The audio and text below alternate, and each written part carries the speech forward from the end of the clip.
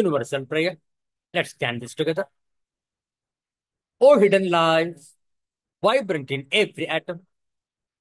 O hidden light, shining in every creature. O hidden love, embracing all in oneness. May each who feels himself as one with thee know he is also one with every other. Om Shanti, Shanti, Shanti.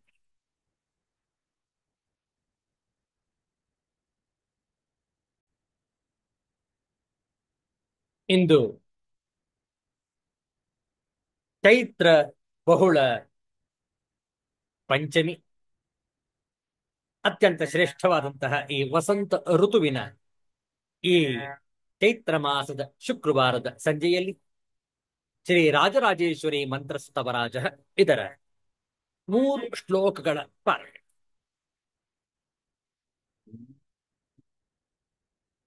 ह्रीङ्काराश्रितशङ्कर प्रियतनु श्रीयोगपीठेश्वरी माङ्गल्यायुतपङ्कजाभनयना माङ्गल्यसिद्धिप्रदा तारुण्येन विशेषतांग सुमहालावण्य संशोभिता Srichakra प्रिय बिंदु तर्पण परा श्रीराजराजेश्वरी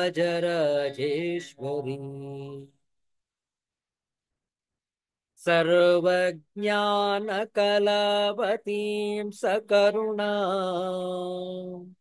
सर्वेश्वरीं सर्वगा सत्यां सर्वमयीं सहस्रदलजा सत्वर्णवोपस्थिता संगासंगविवर्जितां सुखकरी बालार्ककोटिप्रभा श्रीचक्रप्रियबिन्दुतर्पणपरा श्रीराजराजेश्वरी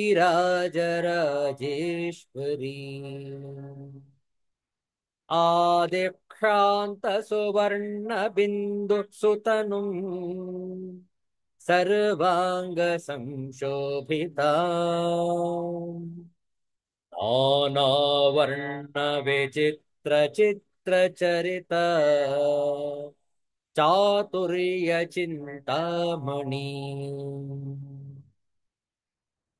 चित्रानन्दविधायिनीं सुचपला कूटत्रयकारिणी श्रीचक्रप्रियबिन्दुतर्पणपरा श्रीराजराजेश्वरी श्रीचक्रप्रियबिन्दुतर्पणपरा श्रीराजराजेश्वरी श्रीराजराजेश्वरी.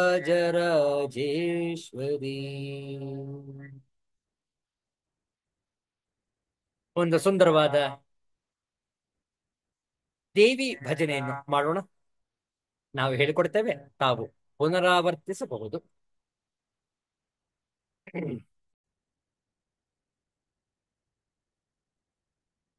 ಲಲಿತಾ ಲಲಿತಾ ಶ್ರೀಲಲಿತಾ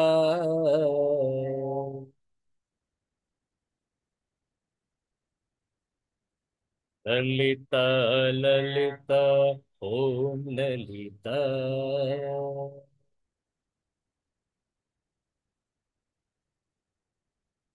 ಲಲಿತಾ ಲಲಿತಾ ಜಯ ಲಲಿತಾ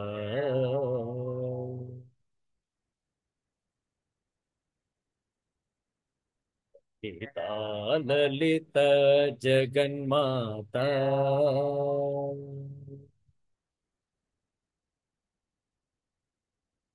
श्रीभुवनेश्वरि राजराजेश्वरि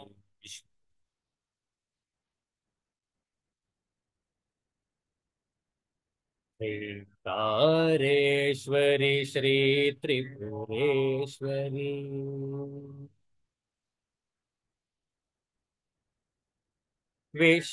विश्वरूपिणी काळी भवानी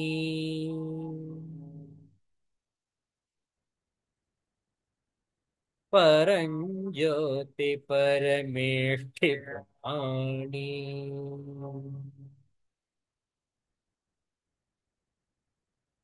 ललिता ललिता श्रीललिता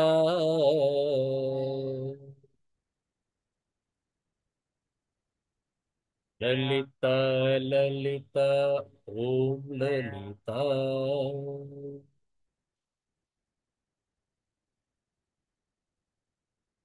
ललिता ललिता जय ललिता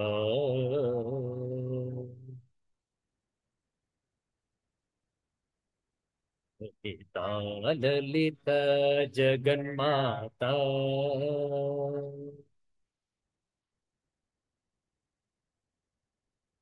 शङ्करि श्रीकरि शाम्भवी वाणी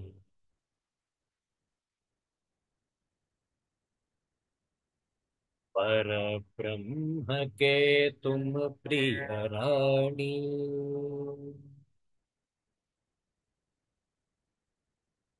विश्वमाता जगत्धात्री विरागिणी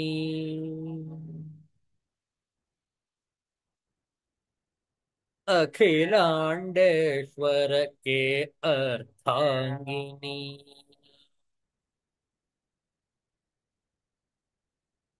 ललिता ललिता श्री ललिता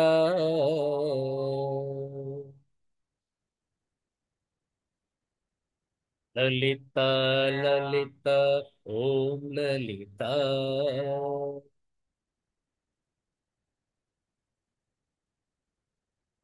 ललिता ललिता जय ललिता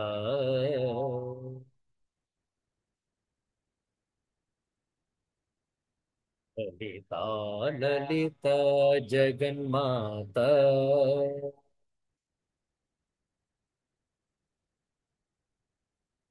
ललिता ललिता जगन्माता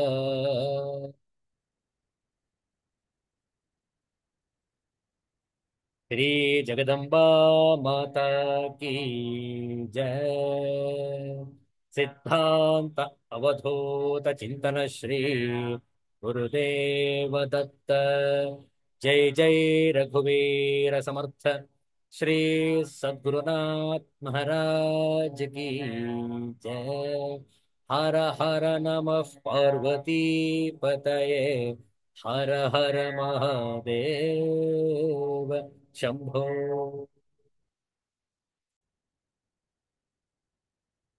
ವಿವೇಕ ಚೂಡಾಮಣಿಯ ಕೆಲವು ಶ್ಲೋಕಗಳ ಪಾರಾಯಣ ಪ್ರಾರಂಭದಲ್ಲಿ ಮಂಗಳಾಚರಣ ಶ್ಲೋಕ ಪ್ರತಿಯೊಂದು ಶ್ಲೋಕವನ್ನು ಹೇಳಿಕೊಡ್ತೇವೆ ತಾವು ಪುನರಾವರ್ತಿಸಬಹುದು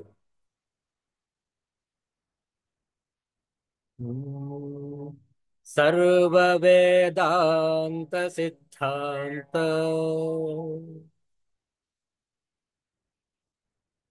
ಗೋಚರಂ ತಮಗೋಚರಂ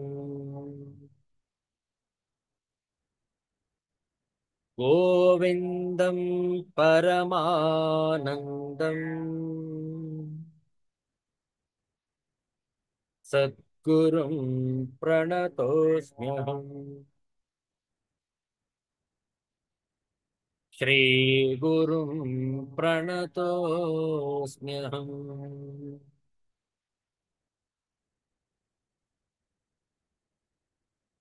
325ನೇ ಶ್ಲೋಕ तः पृथङ् नास्ति जगत्परात्मनः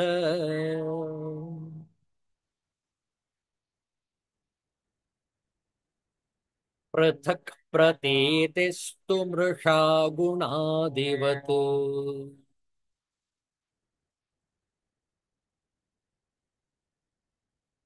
आरोपितस्यास्ति किमर्थवत्ता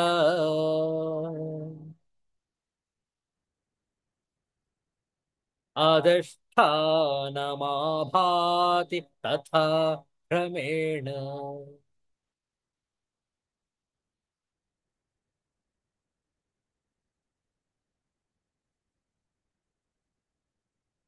तस्य यद्यत् प्रमतः प्रतीतम्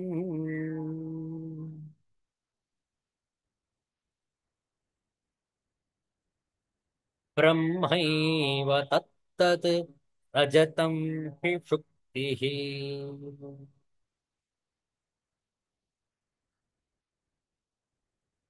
दन्तया ब्रह्म सदैव रूप्यते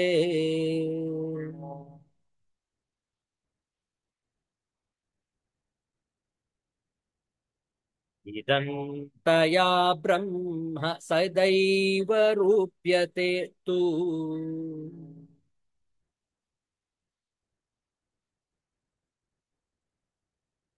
आरोपितं ब्रह्मणि नाम मात्रम्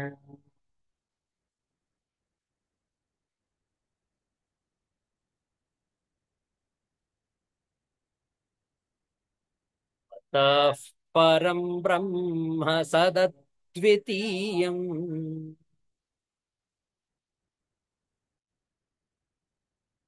विशुद्धविज्ञानघनं निरञ्जनम्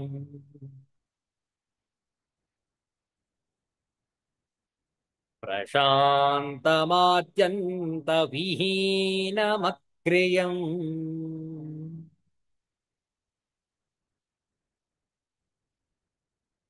निरन्तरानन्दरसस्वरूपम्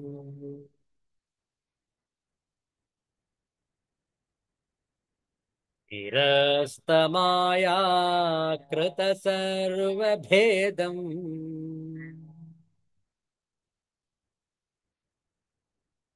नित्यं सुखं निष्कलमप्रमेयम्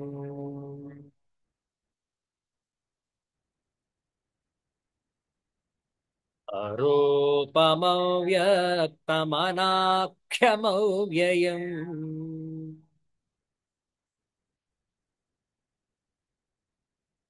ज्योतिः स्वयं किञ्चिदिदं चकास्ति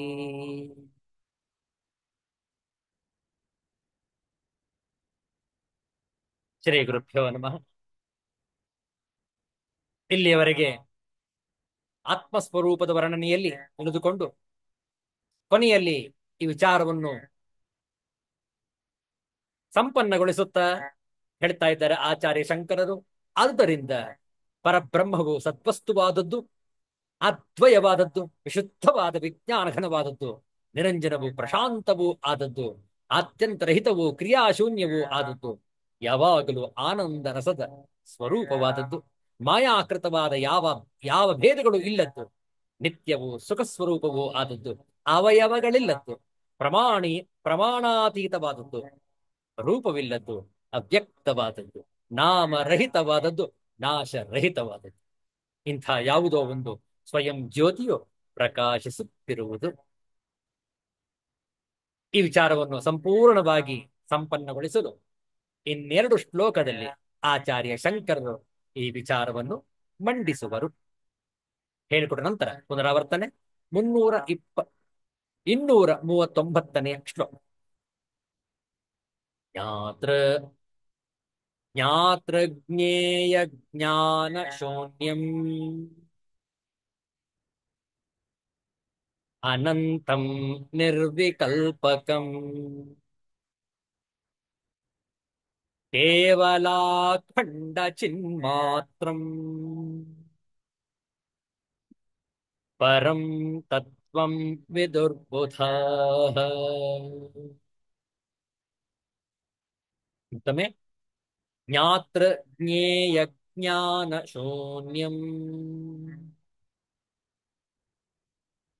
ಅನಂತಂ ನಿರ್ವಿಕಲ್ಪಕಂ केवलाखण्ड चिन्मात्रम् परम तत्वं विदुर्बुधाः। बुध जन उस परम तत्व को ज्ञाता, ज्ञान और ज्ञेय, इस त्रिपुटी से रहित, अनंत, निर्विकल्प, केवल और अखंड चैतन्य मात्र जानते हैं। Sages realize the supreme principle, Brahma, in which there is no differentiation of knower, knowledge, and known. Infinite, transcendent, the essence of knowledge, absolute. ज्ञात्र ज्ञेय ज्ञान शून्यम अनंतम निर्विकल्पकम केवल अखंड चिन्मात्रम परम तत्वम विदुः बुधाः। ಅನ್ವಯಾರ್ಥ ನೋಡಿಕೊಳ್ಳಿ. ಜ್ಞಾತೃ ಜ್ಞೇಯ ಜ್ಞಾನ ಶೂನ್ಯ.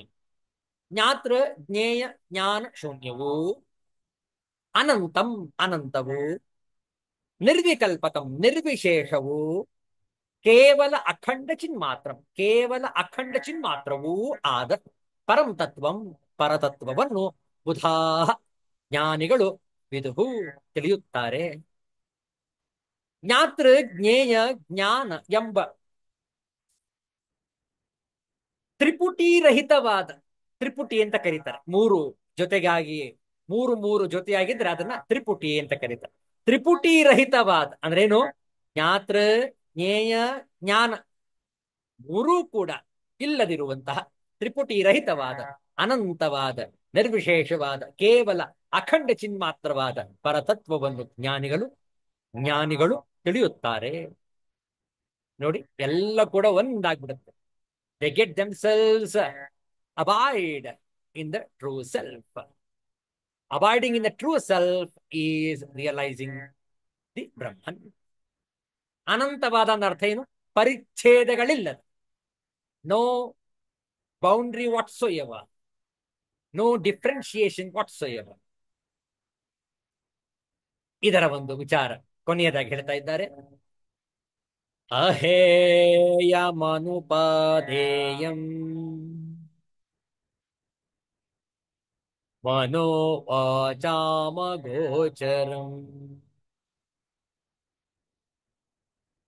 ಅಪ್ರಮೇಯಮನಾದ್ಯಂತಂ ಬ್ರಹ್ಮ ಪೂರ್ಣಮಹಂ ಮಹಃ. ಮತ್ತೊಮ್ಮೆ, ಅಹೇಯಮನುಪಾದೇಯಂ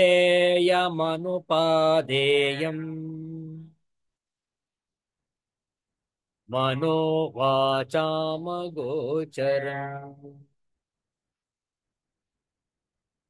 ಅಪ್ರಮೇಯಮನಾದ್ಯಂತಂ ಬ್ರಹ್ಮ ಪೂರ್ಣಂ ಮಹನ್ಮಹಃ.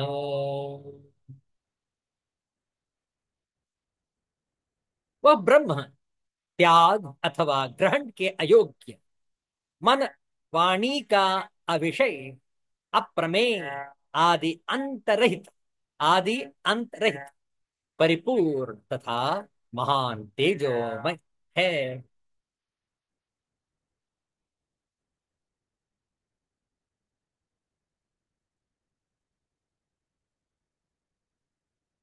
Which can be neither thrown away nor taken up, which is beyond the reach of mind and speech, immeasurable, without beginning and end, the whole, one's very self, and of surpassing glory.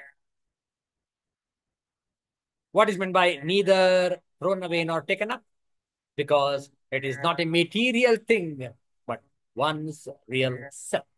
We must not take the realization of the self objectively. We need to experience it within oneself.